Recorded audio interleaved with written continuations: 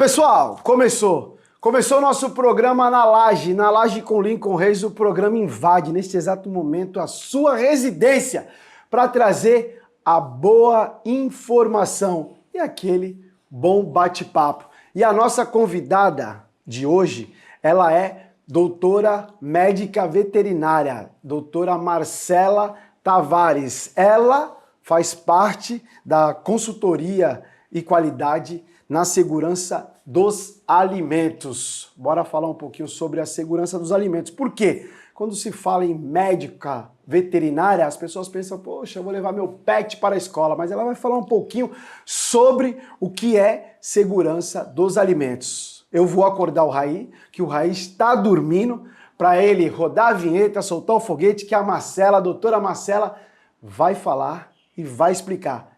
Tem polêmica. Produção! Roda a vinheta e solta o foguete.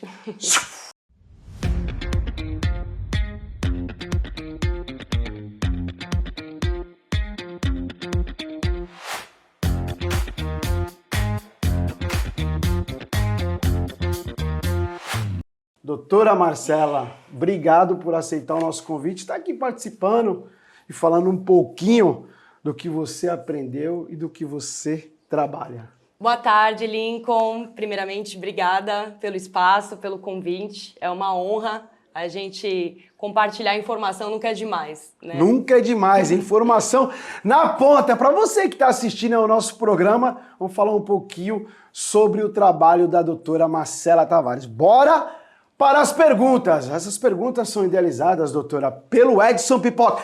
Alô, Edson Pipoca! Tá esparramado lá no sofá dele, ou deve estar na piscina, não sei onde está o Pipoca. Pipoca é um dos idealizadores dessas perguntas. Olha, tem polêmica aqui. Vamos ver se a gente chega até o final do programa. O programa é rápido demais, é 30 minutos aqui na STV. Alô, Cláudio, da STV, libera mais uns minutinhos aí pra gente trazer a boa informação. Doutora, o que tem a ver uma médica veterinária e alimentos? Bom, Lincoln, essa é uma pergunta que a gente da área mais recebe, né? Porque a maioria das pessoas, ela já idealiza um médico veterinário com clínica, cirurgia, com o animal em si. Mas nós, médicos veterinários, a gente acompanha toda a cadeia alimentar. A gente está desde a produção do alimento, do recebimento, da armazenagem. Então, a gente também acompanha a parte da saúde pública. A gente cuida tanto dos animais quanto dos humanos, né? Os alimentos que a gente come. Então, o médico veterinário, ele é o alicerce dessa parte da saúde pública. Então, é uma área ainda que muitas pessoas a gente tenta ainda desmistificar, porque ainda estamos muito ligados ao animal e clínica, mas a gente está totalmente dentro dessa parte de saúde pública, então a gente cuida não só dos animais, mas dos humanos também, devido a toda essa cadeia alimentar. Bacana demais, hein? Esclarecedor. Daqui a pouco a gente vai ter várias perguntas com a doutora. Doutora, por que a segurança dos alimentos tem que se tornar parte da cultura de um negócio? Segurança de alimentos e negócio. O que tem? A gente tem muito nessa parte, a gente tem muito que seguir a legislação, a burocracia e documentações sanitárias. Então, não adianta nada a gente ter no papel, na documentação, tudo certinho, bonitinho, a gente ter lá um manual de boas práticas, perfeito, plastificado na cozinha, se a gente não segue, se a gente não sabe, os colaboradores não sabem o porquê do que eles estão fazendo. Então, na hora da correria do dia a dia, a gente esquece o que está ali no papel. E a segurança dos alimentos é o primeiro que vai por água abaixo.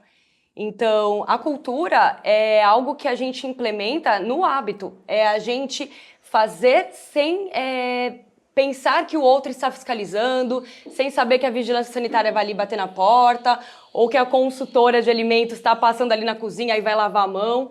Então, a cultura que a gente tanto preza dentro de qualquer empresa, não só de alimentos, mas a gente preza devido às pessoas terem os hábitos sem saberem que estão sendo fiscalizadas, elas terem, fazer o certo sem ninguém estar olhando, sabe? A gente entra nessa área, assim. É um fiscalizador oculto, né? Uma fiscalizadora oculta, né?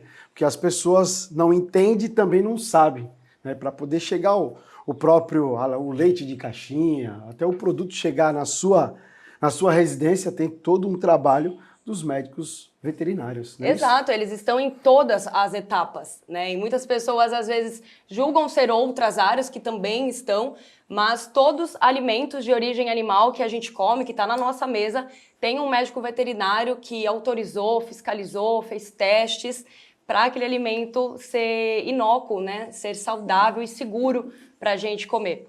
E não é brincadeira não, o trabalho dos médicos veterinários. Doutora, a parte que você e até mesmo seus amigos de profissão é só na parte do abate ou naquele momento também que o produto chega na mesa do consumidor? Por exemplo, o queijo, o presunto.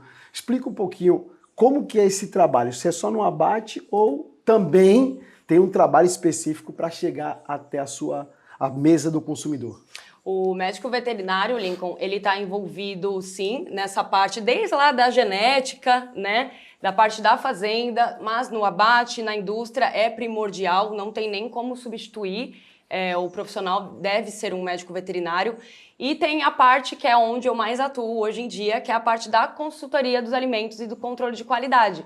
Então, todos os estabelecimentos que armazenem, servem, produzem alimentos, seja de origem animal ou não, vegetal, qualquer tipo de alimento, precisa ter um consultor de alimentos ali. E o médico veterinário, ele está naquele momento para avaliar documentação sanitária, a parte das boas práticas de fabricação. A pessoa abriu um alimento, ela etiquetou de novo, muda a validade. Então, o médico veterinário, nesse caso, ele pode estar em multinegócios de alimentos. Hotel, que é onde eu tenho a minha maior experiência, padarias, açougue, supermercado.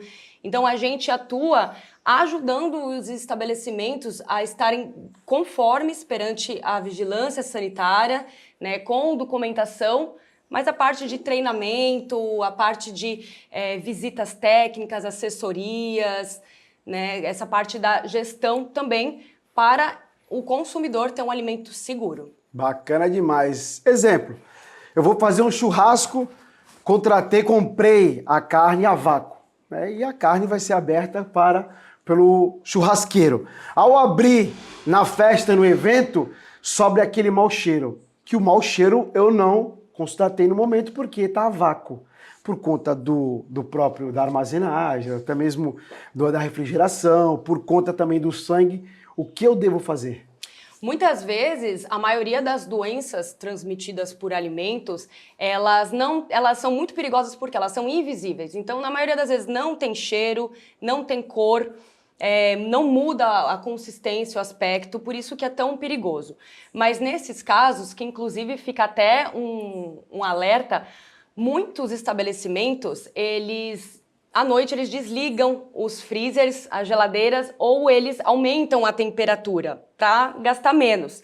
E aí, quando a gente vê um estabelecimento com o vidro suando na parte de congelados e refrigerados, muito significa que a gente vai, inclusive, buscar isso, porque pode ser que o estabelecimento esteja fazendo isso e é um erro gravíssimo. Chega a ser um crime, porque essa alteração de temperatura pode sim fazer com que o alimento comece a estimular o crescimento bacteriano. Então, num momento desse no churrasco, se abrir a carne, já percebeu uma mudança muito brusca na coloração, um cheiro, não aquele cheiro da carne crua, mas um cheiro atípico, a gente precisa descartar. O ideal não é consumir, porque diferente do que também muitas pessoas acham, né, os mitos, o fogo não mata tudo e o congelamento também não mata tudo. Olha que legal, não sabia. Eu pensava que o fogo já matava tudo, mas não mata tudo e nem o gelo. Também a gente pode levar todas essas explicações para o frango, né? O frango, o coraçãozinho, todo tipo de carne. O mito do lavar o frango também, que eu adoro, meus clientes amam. Caramba, o mito de... Bacana, essa daí. O mito de lavar o frango. Falam que não é para lavar o frango. Não porque pode. Se você lavar... Quem me explicou foi um rapaz lá na feira. Alô, Paulo! Paulo tem uma barraca de frango, ele falou assim, Lincoln, toda vez que tu pegar o frango, pega ele e já leva ele pra temperar, já tempera. Por quê? Aí eu falei assim, mas por que eu já lavava com vinagre, fazia aquela... Lavava ele e falava, não, ali tu tá espalhando as bactérias que tem no local, tá indo pra dentro do produto. Então, não só dentro, tá espalhando na pia toda. Então, um exemplo, se você já tem um produto que você vai consumir in natura, uma salada, ela já tá ali pronta, você tá lavando o frango, respinga na sua roupa, na esponja, na pia, no que tá em volta. Então, se naquele frango tiver uma bactéria, uma salmonela ali, ele vai espalhar. Então, na verdade, aí tem muitas pessoas que falam, eu lavo com vinagre porque eu não gosto daquela gosminha. Coloca direto para cozinhar, que com certeza aquilo vai sair, o cheiro, tudo. E ali, para salmonela, a gente consegue inativar. Então, o certo não é lavar, porque a gente sim espalha contaminação para tudo em volta e absorve também no frango. Então, não tem esse mito. E também vinagre, vodka. esquece.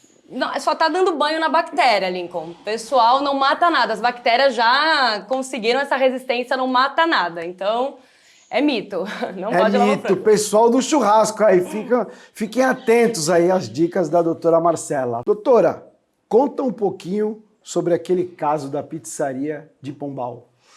Esse caso é muito interessante, Lincoln, que ele é o mais recente para identificar e mostrar para a gente o quão a falta de boas práticas de fabricação e manipulação, uma consultoria especializada faz falta e a consequência é grave e pode chegar a uma tragédia como foi esse caso. Então, em um domingo comum, 114 pessoas foram para o pronto-socorro com muita náusea, dor abdominal intensa, dor de cabeça, se sentindo muito mal.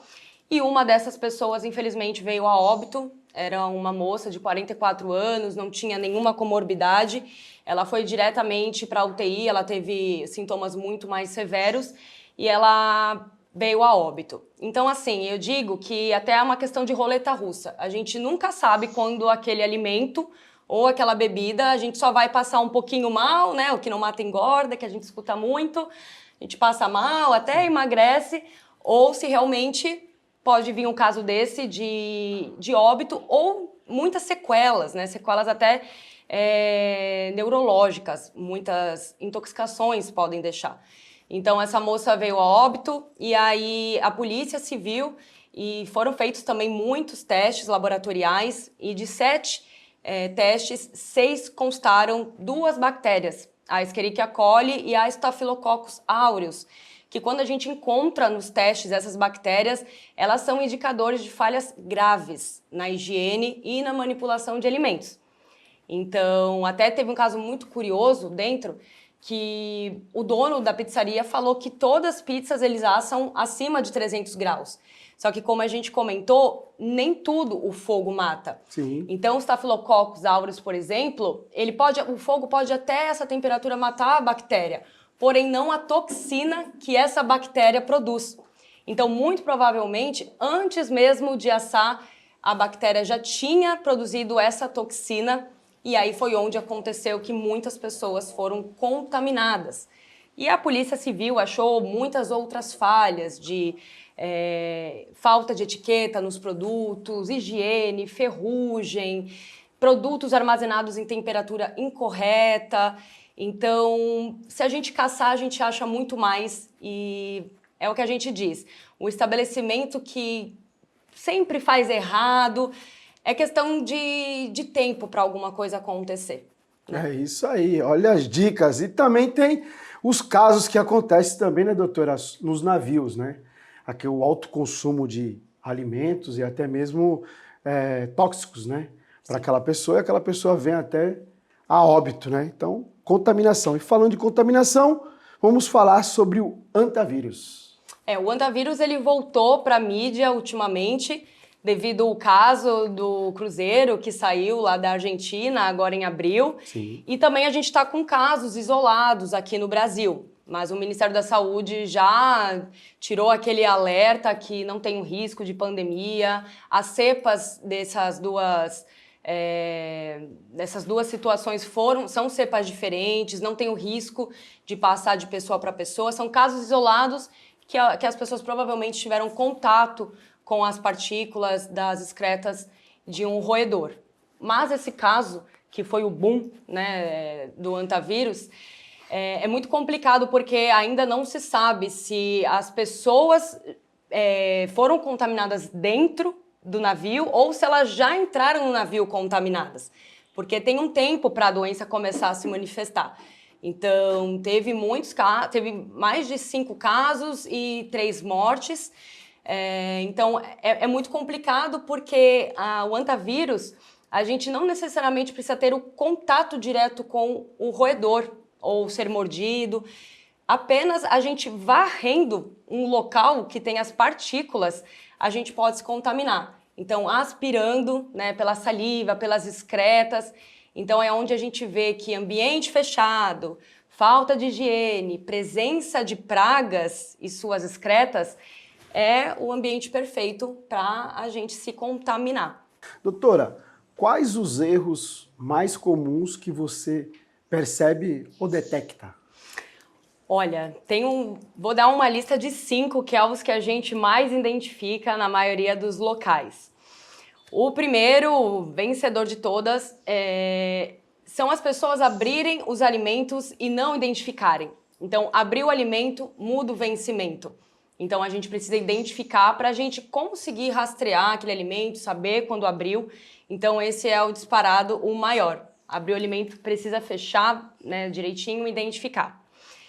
Em segundo lugar, o que a gente mais nota é a falta da lavagem de mãos constante, um pouco dessa questão comportamental dos manipuladores de alimentos. Então, o uniforme tem que estar bem conservado, limpo, touquinha, cabelo não pode estar para fora, moças sem unhas pintadas, homens sem barba, ou em alguns locais a gente tem um equilíbrio ali, barba bem aparada, então unhas curtas. Então a higiene pessoal e a higiene com o ambiente, a gente percebe muitas dessas falhas e é onde o perigo se instala. Em terceiro lugar, a gente vê bastante a questão de equipamentos e utensílios, às vezes em más condições, então a ferrugem, panelas amassadas ou saindo o teflon, isso inclusive é muito perigoso, porque isso vai para o alimento, então não pode estar amassado, queimado, risco de contaminação física e química, a gente percebe bastante, precisamos tomar cuidado. Temos também a questão da falha de temperatura. Então, os equipamentos precisam estar calibrados, regularizados, os alimentos eles precisam estar na temperatura que exige, né? Refrigerado é uma, congelado é outra, quente é outra. Então, né, o que pode estar em temperatura ambiente é outra. Então, a gente precisa se atentar, a gente tem bastante desses erros. E, por último, a questão de deixar os alimentos em temperatura ambiente, né? Acabou de cozinhar, vai guardar o produto, deixam ali, até entra um mito, deixam ali, vamos deixar esfriar em cima da bancada para depois guardar na geladeira. Nada disso, isso é outro mito. A geladeira não vai estragar se a gente colocar o produto quente, vai gastar um pouquinho mais de energia, mas nada significativo, e a gente precisa imediatamente colocar o produto dentro da refrigeração. Porque as bactérias, elas gostam do quê? De alimento, umidade e temperatura ambiente ou quente. Então, nada de ficar na bancada esfriando. Acabou, não vai usar mais o alimento, não vai comer mais, diretamente na refrigeração. Já a doutora quebrou aqui vários mitos. Panela boa, panela velha que faz comida boa? Negativo. A doutora falou que se tiver amassada, se tiver enferrujada, lixo, joga fora. E outro mito, colocar no refrigerador, colocar no fogo, vai matar as bactérias? Negativo. Tem gente morrendo aí por conta disso, não é isso? Tem gente morrendo por conta disso. E outro mito que ela trouxe, a mamãe e o papai fazem aquele feijãozinho, tá quente, aquele arrozinho quente. Aí fala, não, vamos esperar um pouco para... Deixar no fogão esfriando. Deixar no fogão esfriando para depois levar para o refrigerador. Não, não, não. A doutora já falou que precisa já jogar direto no refrigerador para diminuir a umidade, tudo, as bactérias gostam muito disso. Então, exato, a doutora veio para derrubar alguns mitos. Vou até abrir aqui, doutora, para parabenizar as pessoas que trabalham na parte da limpeza, na higienização, porque a doutora trouxe aqui fatos importantes, né? A gente precisa estar lavando as mãos, precisa estar com o ambiente totalmente limpo, a louça precisa estar limpa. Coleta E deixa de aqui, lixo, coleta né? de lixo. Então, são segmentos e profissões fundamentais para o nosso dia a dia, não é isso, doutora? Todas elas estão interligadas, né? A saúde do ambiente, a saúde animal e a saúde humana, né? Das pessoas, está tudo interligado no final das contas. Então, a segurança dos alimentos, a gente precisa estar em equilíbrio com esses 3 tipos de saúde justamente para a gente ter um alimento seguro, né? É isso aí, a limpeza em primeiro lugar. Doutora, fala dos 3 Cs da segurança dos alimentos. Para mim, os 3 Cs são a base de um estabelecimento seguro, que é o comportamento, a cultura e a consciência. O comportamento é a primeira coisa que a gente avalia quando entra numa cozinha. Então, as pessoas estão uniformizadas, elas estão com touca, o asseio pessoal, elas estão sem brinco, sem pulseira, sem anel, né? Como que elas estão trabalhando, qual que é a higiene, elas estão lavando a mão ou elas só lavam quando percebem que o consultor está passando ali em volta, né? Na troca de serviços, elas lavam a mão. Então, o comportamento é a base de tudo. É onde a gente vai identificar se o alimento vai ser seguro ou não. A cultura é um tema que eu gosto bastante de falar, porque a cultura, para mim, é o que vai indicar se aquele comportamento ele vai seguir a longo prazo ou não. Então, se um líder dentro desse estabelecimento ele não lava a mão, a equipe não vai achar necessário e importante que as mãos devem ser lavadas. Se a gestão dessa empresa não investe em segurança dos alimentos, em treinamentos, em uma consultoria especializada, a equipe não vai achar que segurança dos alimentos é algo importante. Então, vem da liderança a cultura, né? Tem até um artigo muito bacana que diz que se você está no banheiro com uma outra pessoa, vocês saem juntos da cabine, se essa pessoa lava a mão e você a admira, naturalmente, se você não fosse lavar a mão, você vai reproduzir o ato de lavar. Então, a gente vê como a liderança, né, a gestão, ela reproduz os atos e as pessoas ali da equipe, elas copiam. Não é faço o que eu digo, é faço o que eu faço. Então, a cultura é a gente fazer o certo mesmo sem ninguém olhando, né? Eu sempre falo para os meus clientes, o errado é errado, mesmo que todo mundo esteja fazendo, e o certo é o certo, mesmo que ninguém esteja fazendo. Então, sempre fazer o certo que o trabalho devolve. E a consciência é a parte onde a gente entra junto com a cultura. Se realmente aquela pessoa ela tem a consciência, a percepção do risco e a noção da importância dela. Eu sempre gosto de deixar os manipuladores de alimentos, os colaboradores, no centro e mostrar a importância deles como a importância de um médico numa mesa de cirurgia, né? Esterilizado, equipado. Então, o colaborador de alimento, ele lida com vidas. A gente não sabe para quem a gente está preparando aquele alimento, para quem a gente está vendendo. Então, a gente está lidando com vidas e a nossa consciência é a base disso. A gente tem que fazer o certo. Precisa lavar as mãos? Lava as mãos. Precisa fazer isso? Faz isso. E não porque é regra, a vigilância sanitária cobra, porque a gente tem a consciência que aquilo é o certo. Bacana demais. Uma pena, doutora, que a gente chegou ao fim de mais um programa. Agradecer mais uma vez a sua vinda aqui no programa e trazer as explicações, tirar esses mitos aí que tá guardado. Então, vários mitos aqui a doutora já quebrou, jogou por terra, então já acabou esses mitos aí. Vamos acabar com esse trabalho errado. Doutora, as considerações finais. Lincoln, muito obrigada novamente pelo espaço. É um bate-papo super gostoso, eu falo isso. A gente iria longe porque tem muita coisa bacana, muita coisa que a gente pode usar, inclusive dentro das nossas casas, né? Então, é um assunto que eu gosto muito de conversar, é muito natural para mim. E a gente desmistifica muitos mitos. Tem uma lista gigante de mitos que a gente vai reproduzindo sem saber o porquê. E quando a gente sabe o porquê, a gente fica, caramba, eu faço isso, eu nem sabia o porquê. Então, é uma área muito bacana, está muito em crescente. Todos os negócios de alimentos, procurem um especialista, um consultor de alimentos para cuidar do seu estabelecimento, para, né, é a sua marca, ter essa confiança e essa segurança. Obrigado, doutora. Esse foi mais um Na Laje com Lincoln Reis. Olha que a mosquinha tentou atrapalhar a nossa entrevista. Mosquinha pra lá, mosquitinho pra cá. Ela queria participar da entrevista. A gente estava aqui para tentar combater esse ataque na doutora. Deixar aqui o abraço às pessoas, o beijo às pessoas que seguem o nosso programa. Alô, Giba! Sei que você está aí assistindo. Alô, dona Tereza!